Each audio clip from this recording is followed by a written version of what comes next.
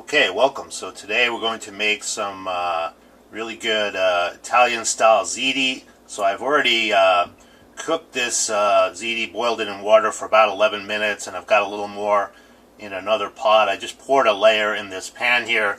So the one I used here, this is Market Pantry Penne Rigate. It's from Target. I don't really have a favorite brand of ziti, so I'm just using this. Cooked for 11 minutes. I'm going to be using this tomato sauce, Trader Joe's Bolognese sauce. It's got bits of meat in there, like that one. Whole milk ricotta cheese. Once again, this is from Trader Joe's. Feel free to use whatever brand you like. And I'm using the whole milk one. If you feel the need to use a skim or part skim ricotta cheese, go ahead and do that. I'm cooking here for taste, not necessarily for low cal here. So if you really want low calories, then go ahead and use the part skim ricotta. And I just happen to have some mozzarella here that was sitting in my refrigerator, Kraft mozzarella, so I'm going to use that.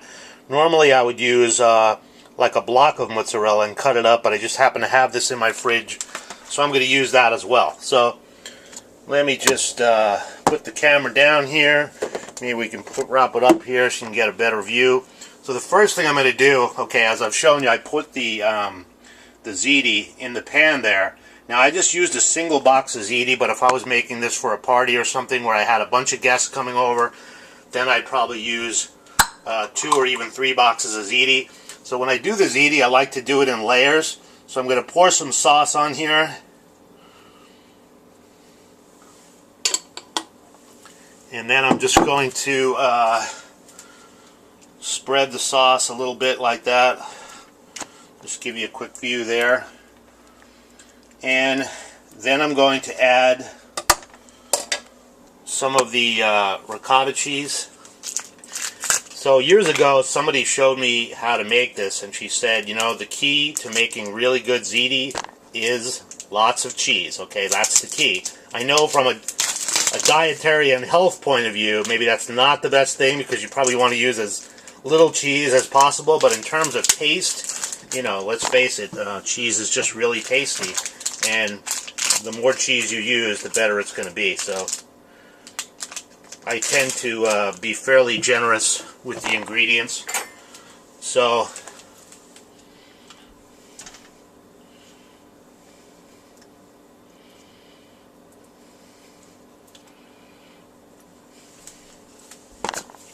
I'm just going to spread this out a little bit.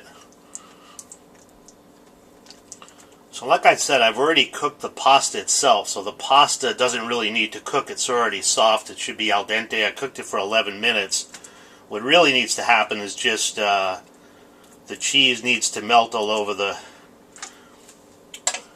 noodles. And just there's a view of that right now. And now what I'm going to do is just add a tiny bit of this mozzarella. I don't really have that much.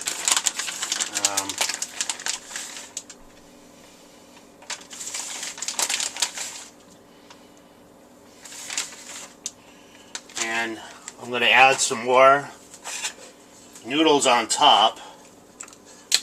And I added a few that just dropped on the floor, so let's see. So really, if you look, even with 1 box of ziti, it's filling up that whole tray right now. And I'm going to add the rest of this ricotta simply because there's no sense having an open thing with just a tiny bit of ricotta cheese in there. So I'm just going to use all of it. I will, of course, get at least 3 or 4 meals. I find, you know, I have it for a meal, then I have it for another meal, maybe have it for the next day. And ziti actually is one of those things that's better. Similar to lasagna, it's actually better the next day. You can eat it right away when it's hot, but the best thing is when you cool it off, you put it in the refrigerator and it sits overnight, and then I have it the next day, and it's actually tastes the best to me the next day. So once again, there's another view there. I'm going to just add another layer of sauce on top of it, and the rest of that mozzarella cheese. I'm going to put it in the oven. I'll cover it, and I'll put it in the oven. I'll cover it with foil and cook it for about another 20 minutes.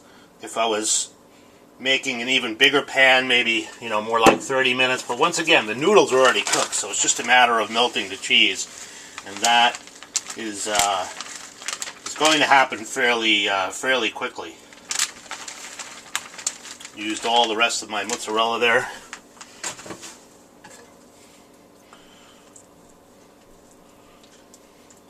So you do want to cover it with foil so that when you put it in the oven that the top layer doesn't burn, because the top tends to brown, and then the below that wouldn't really be cooked.